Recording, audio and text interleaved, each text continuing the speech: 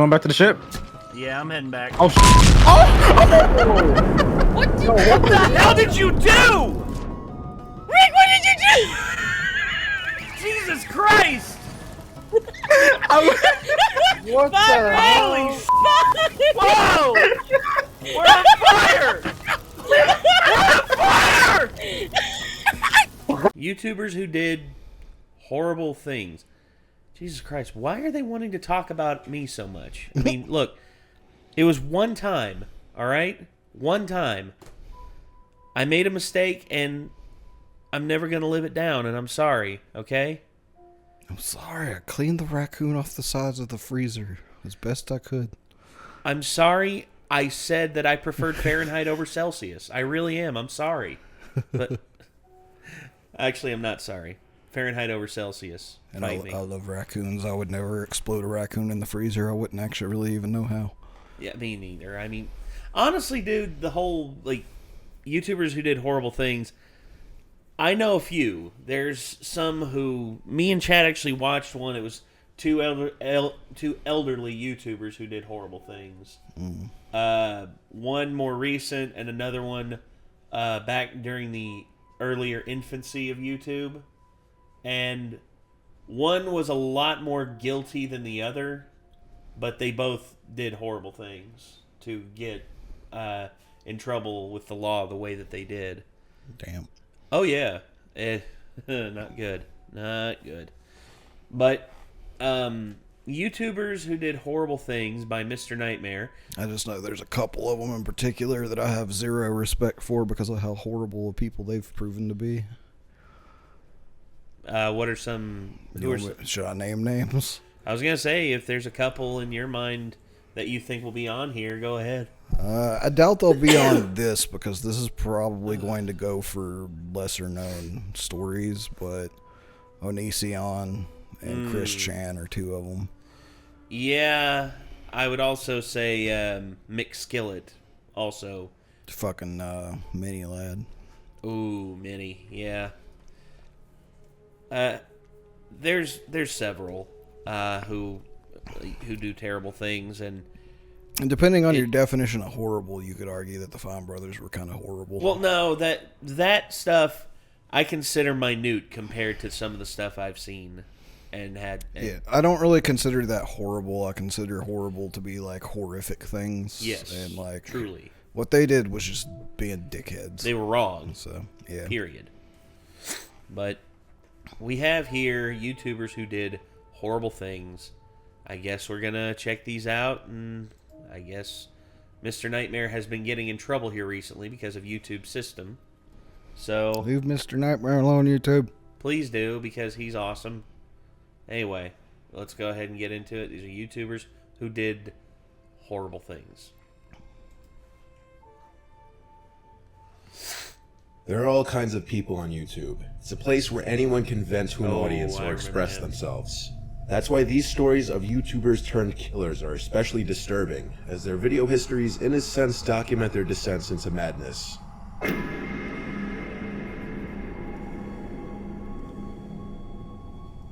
Elliot Rodger was an English vlogger known for creating videos in his car, often telling of his depression for not being able to attract girls and how life was unfair. In most of his videos, Elliot displayed narcissistic tendencies by expressing his confusion and why girls don't pay him any mind despite his self-described good looks, good personality, nice car, and sense of fashion. I've been attending college in Santa Barbara for about 2.5 years now. And in those 2.5 years, I've experienced nothing but loneliness and misery. And my problem is girls. There are so many beautiful girls here, but none of them give me a chance, and I don't know why. You're under 6 feet tall. It's because your problem is actually you, dude. I was trying to go funny. It's like, because you're under 6 feet tall, dude. That's why. I'm just being, in all seriousness, I'm pretty sure this guy's probably beyond help from what he described this video was going to be like. Oh, I know. No, here's the thing. I know what happened with this guy. If you say that you have been lonely and miserable because nobody talks to you, then you're the problem that is causing you to not get people to talk to you. Like, you can't go around with that kind of mentality and attitude. You have to work on yourself, and you have to be happy alone first. And then people will come to you as they realize that you're a happy person by yourself. Because being, woe is me, nobody likes me all the time, doesn't attract anyone. No, it doesn't. Sad but true. And I mean, like, yeah, it's narcissistic for him to talk about himself that way, but I was actually kind of thinking, I was like, he looks like a dude that could get chicks, like, but not with that kind of mentality. Yeah. Also, like, yeah, anyway, let's just keep going. I don't know why you girls are so repulsed by me. It doesn't make sense. I do everything I can to appear attractive to you. I dress nice. I'm sophisticated. I'm magnificent. Narcissism. I have a nice car, a BMW. Well, it's nicer than 90% of the people in my college. You know, I'm polite. I'm the ultimate gentleman. Anyone who says that is never the ultimate gentleman. Yeah, this dude is like r/nice guys for sure. He is definitely. I guarantee he has his own section on r/nice guys. Because here's the thing, I know what happened with this guy, and it's. I was gonna say, how many times has this dude cursed out a chick because she rejected him? Probably more than anyone, or more than anything. I don't know. Anyway, probably one too many times at least, if not a bunch. And yes, one too many. Yeah. You never give me a chance. I don't know why. On May 23rd, 2014, Elliot uploaded a video to his YouTube channel, once again complaining about how females would throw themselves at obnoxious men over himself, and that they would be punished for not showing him interest. For the last 8 years of my life, ever since I've hit puberty, I've been forced to endure an existence of loneliness, rejection, and unfulfilled desires, all because girls have never been attracted to me. I don't know why you girls aren't attracted to me, but I will punish you all for it. It's an injustice, a crime, because I don't know what you don't see in me. I'm the perfect guy. And yet you throw yourselves at all these obnoxious men, instead of me, the supreme gentleman. Those dudes you see as obnoxious are probably dudes that are just having a decent time with their friends and stuff and acting like normal people. Yeah, he probably sees them as Neanderthals because, you know, they actually go out and enjoy themselves, and yeah, I don't know. It's Punish all of you for it. That same day, Elliot made headlines for killing 6 people and injuring 14 near the University of California, Santa Barbara, in the infamous 2014 Isla Vista massacre before taking his own life after a police pursuit.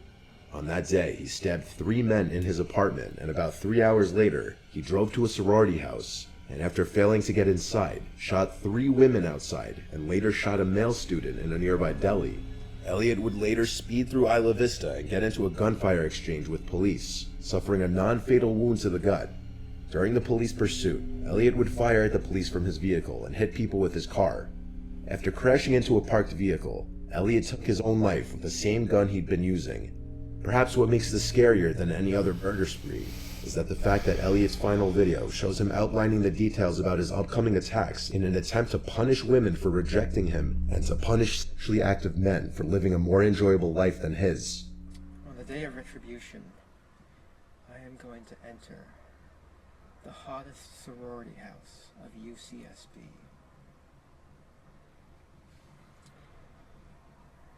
And I will slaughter every single spoiled, stuck-up, blonde slut I see inside there.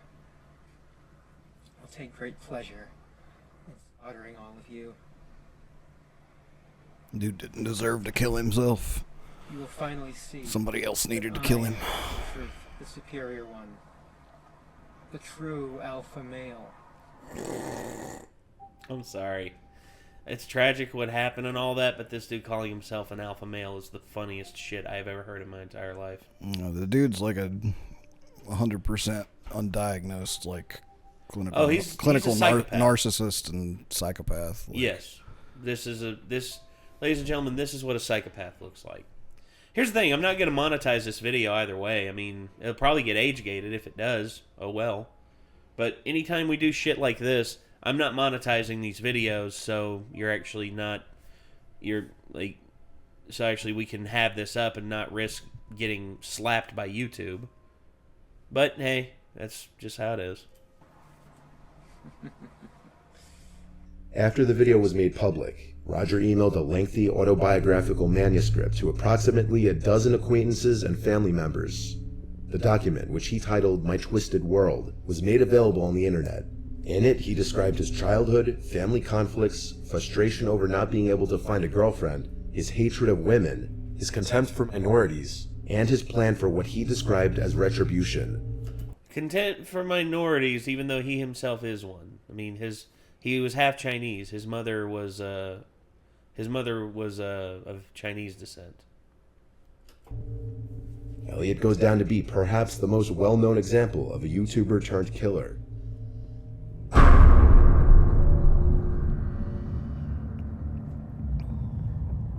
Trey Sesler, better known as Lenscat Productions or Mr. Anime, was an anime and film enthusiast. This one, holy shit.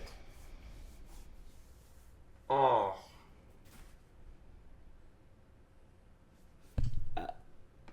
Who once reviewed anime on YouTube. Well, today I'm reviewing Maple Story. Let's get right to the Maple Story.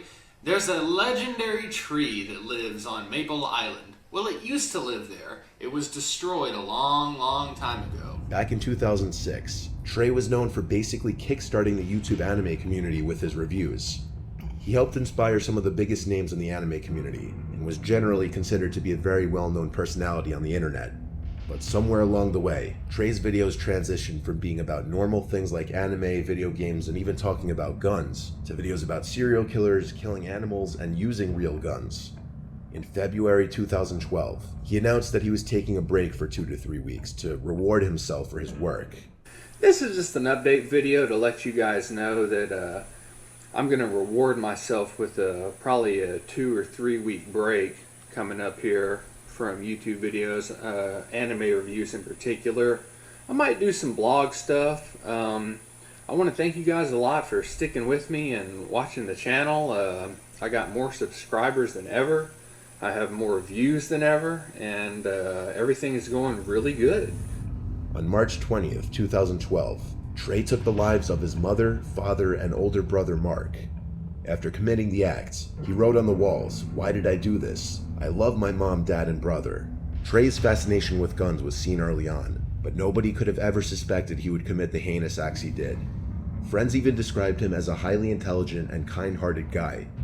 Interrogations found that he had actually done what he did to his family to spare them from knowing that he planned to target Waller Junior High School, with his goal being to have at least 70 victims. Jesus I would Christ. protect them with my life, but at the same time, if anyone was going to hurt them, it was going to be me. Or they were the first immediate human targets in my sight. And if I was going to go out and do anything, they would have to go. And I'm like, there's my opportunity. Go ahead, go get him. A close friend of Trey's, Tyler Adams, claimed that Trey's mind had gone astray over the years, and the only true sign of his decline was that his videos and movies would get more and more violent as time passed. Once he was arrested, Trey was sentenced to life in prison. In late 2020, his channel was terminated.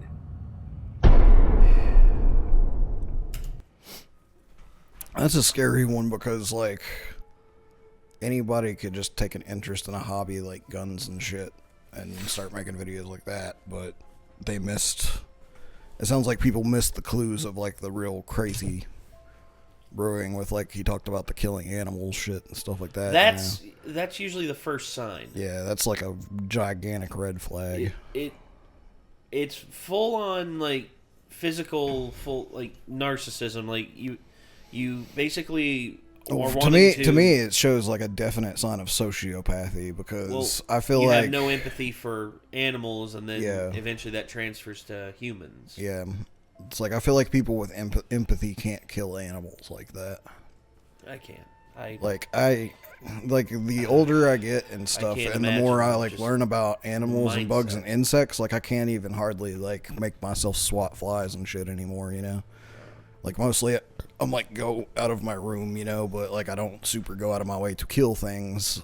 Me neither. Like I basically killed a wasp is the last thing I remember killing because all of the cats were eyeing the wasp and I didn't want any of the cats to get stung. And it was in my room. So the last thing I got was a mosquito. It was the other day. I got it with the bug assault shotgun. yeah. It was pestering the hell out of Vega in the living room, and I just pelted it and picked it up and threw it away. So basically the only reason I'm going to kill things is pretty much to protect other things or people. And you see, out of necessity too, because, you know, back when we lived back in the sticks, getting a deer meant that, you know, your family was going to eat for a while. We wouldn't have to go into town. Oh, dude, and like the one time I tried deer, it was delicious, and like I would love to eat it again, but I cannot make myself, I don't think, go out and hunt a deer either. Like, even though they freaking are overpopulated here and shit, like, they're don't all know if I over the really want to backyard. shoot one.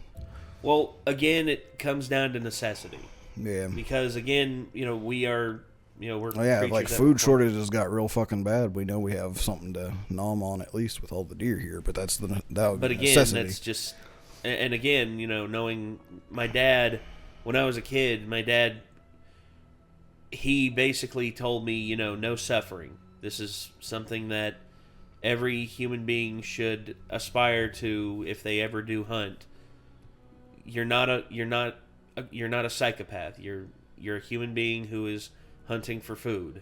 Mm-hmm. That's how it should be, and that's, again, it's just, they talk about like the cycle of nature and the cycle of, you know, just living and all that. But again, I have way too much empathy to just go out and blindly murder animals or creatures that have done nothing to me. Yeah, like I'm over here feeling bad because there's a cat in the house that won't be friends with this dude. And Same here. I feel bad for him. Yeah, I feel bad for the dude. I mean, look at him. He's a big, silly, smelly boy, but yeah, there's just one kitty cat up there that just won't be friends with him. Mm-hmm. You can hear he's just like, I know, he's right? Like, he's so mean. Why does he have to be mean? Oh, anyway, let's keep going. Samantha Wohlford is a former YouTuber who aspired to become an actress. Samantha was a mother of 5, married to her husband Ernie, whose relationship she documented in her YouTube videos. She would constantly complain about her husband working all the time, even though they had 5 children to support. She would also complain about his love for playing video games.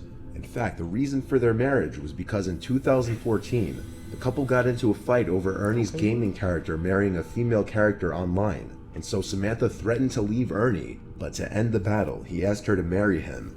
Samantha would complain that there was no thrill in her life, and that she wanted to be a famous actress. On the night of February 20th, 2015, Samantha would give her 5 children high dosages of Ambien so that they could sleep through what was going to happen that night. Samantha had hired 3 men to kidnap and murder her husband. The 3 men would enter the home, and before abducting him, they would beat and whip Ernie in front of his wife. Ernie pleaded and begged them not to hurt his family during this process. No one listened. They then dragged him out to the middle of the woods where they killed him. Once an investigation went into place, Samantha was interrogated. However, police didn't buy her story. During the interrogation process, Samantha tried to point the authorities in the direction of Jonathan Sanford, one of the 3 kidnappers, claiming that she met him at the hospital while visiting a friend, and that he took offense upon hearing about her husband's abusive behavior. Sanford was arrested along with his brother Jose Antonio Ponce, and the 2 were charged with aggravated kidnapping. However, the 2 men were able to provide proof that Samantha was the mastermind behind the plan, along with a 3rd kidnapper, Octavius Rhymes. Talking about her relationship with me and Jay and my sister-in-law and all that, and me trying to talk to her and help her out and all that, because she seems like a good person to me.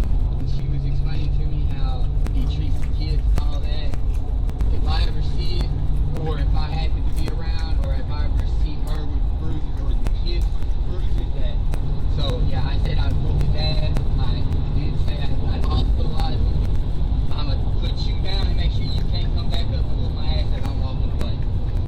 Jonathan brings the sheriff to Ernie's body, a remote location in the woods.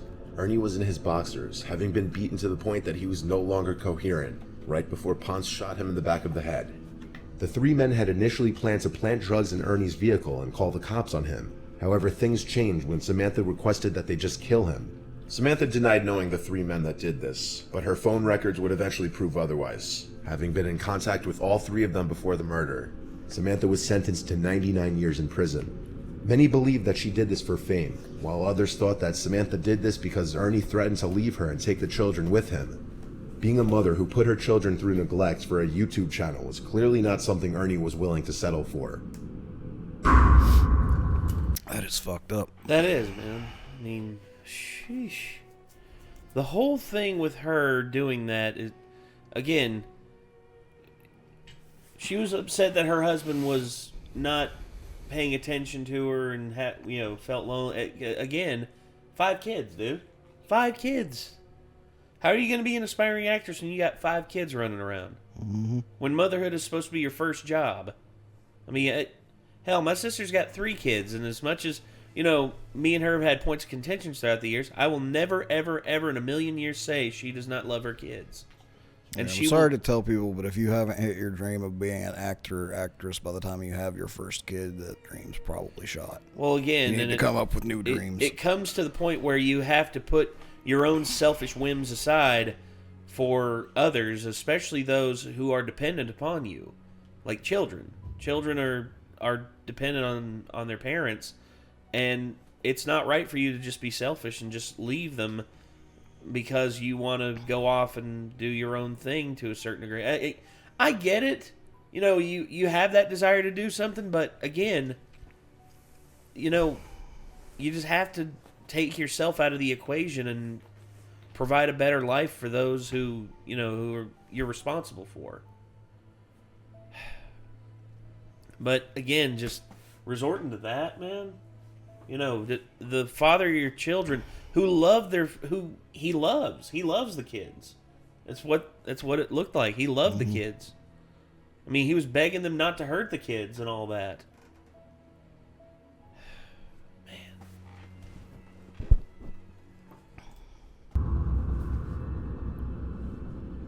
Randy Robert Stair, who called himself Andrew Blaze, was a YouTuber who worked at Weiss Markets.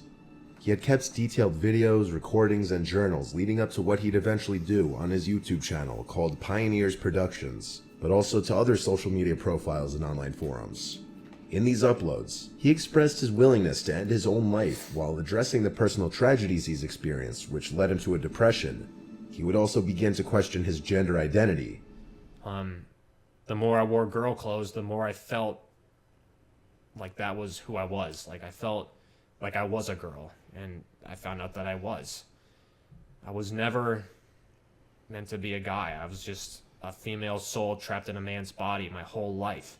And as he continued his downward spiral, he would begin to provide detailed explanations of his plans for carrying out a shooting, and explained his belief that these murders would allow him to cross over to an animated world he'd imagined.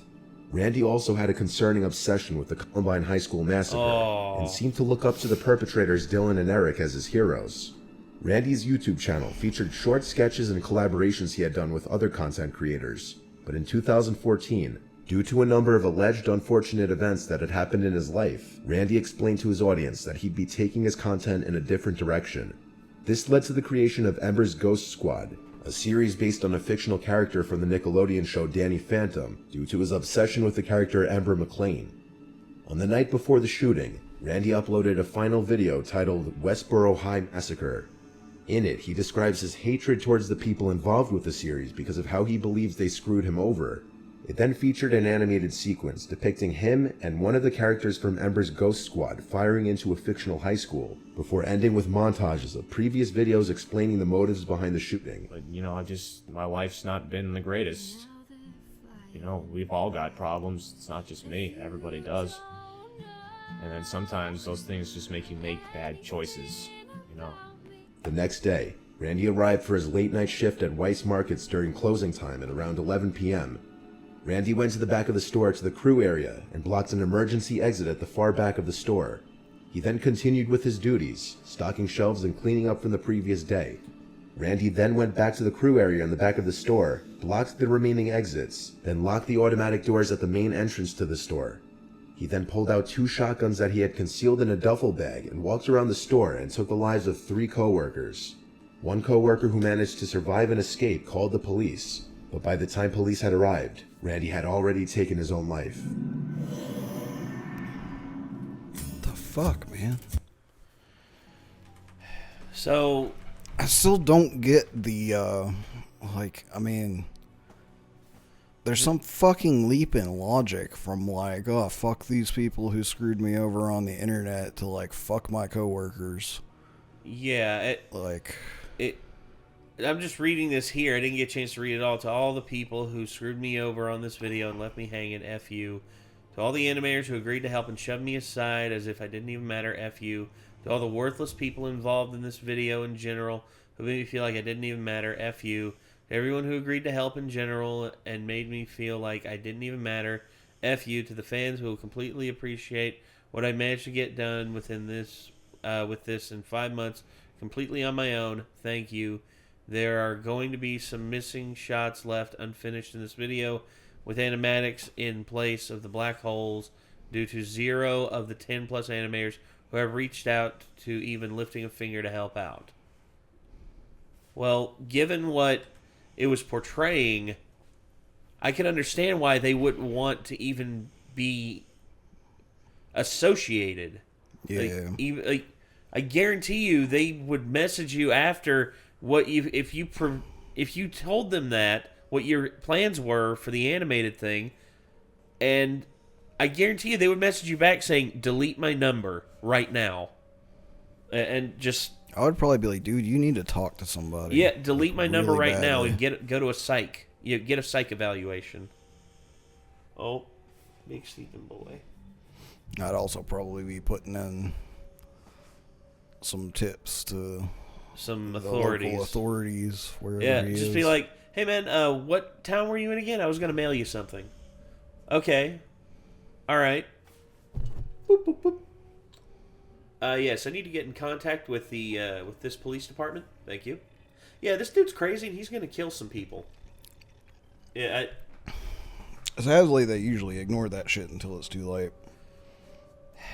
But I mean, like, just being obsessive and, like, saying you look up to the fuckers that did Columbine should, like, put you on a fucking list somewhere. That's, yeah, Claybold and, again, Dylan and Erik, they, just the fact that they are seen as heroes by people out there makes me sick. Anybody who sees them that way needs to be on a fucking list. Yes. It's like, can you imagine the courage it took? I've heard some stuff said online. I'm not sure if they were trolling or what, but it's like I heard someone say, "Could you imagine the courage it took to plan and do all that?" I'm like, Courage has zero. Zero. There is no courage in that. None. That's literally someone experiencing a psychotic break and needed help. That's actually peak, like the epitome of cowardice. Yes. Like, killing innocent people is the epitome of cowardice. Like, that is you being such a fucking, like, just king of all cowards that, like, you have to hurt someone else to do something about your own fucking mental health. Like, there was a complete cowardice. There was a movie that came out, I think it was about 5 years after the Columbine massacre, called Elephant. And it actually had probably the most accurate recreation that you could do of the shooting. And it was horrifying. Because the American Horror Story already took inspiration from the stories about that, like, for their first season, and, like, I don't really want to see anything closer to the real thing than that if I can help it. Like, that was already pretty fucking terrifying. Well, here's the thing. When I was in college, they had that as a film that you could watch for an artistic elective in the film class that I was in. the first the first 3/4 of the film are introducing us to characters, getting us involved in these characters' lives, and then we see all these characters that we've come to know and everything like that, and then the last quarter of the film is the massacre, and basically all the characters that we got involved with and got to know basically just all bite the dust. And it's save for a few. There's a few that... So at least it sounds like they were doing it to humanize the lives that were lost, at least to everyone else. And but there's one thing they did in the film that absolutely just made me shake my head, and just like the complete misunderstanding of it is a kid was playing a video game. I think it was Grand Theft Auto, and in his mind he imagined in first-person shooter mode, in a perspective of a video game, him doing the massacre. And I'm just like, okay, right there. So the shitty, misinformed blaming it on video games bullshit. Of course, hey, blame it on video games, blame it on Marilyn Manson, blame it on everything, blame the issues on everything else. And I have no love for the people who carried that out, but at the same time, I really wish that someone would have talked with those guys and seen where their minds were at, because psych evaluations, I think, are a very important thing for kids growing up, and I think you have to keep an eye on that. You have to. Yeah. Anyway, this was Mr. Nightmare, YouTubers who did horrible things. Once again, we are not monetizing this video because, again, YouTube's just going to bitch slap us with the demonetization. They're probably going to age gate this. If they do, oh well. But anyway, that's going to do it. Until next time, I'm Nate. I'm Nick. See you later, everybody. Peace.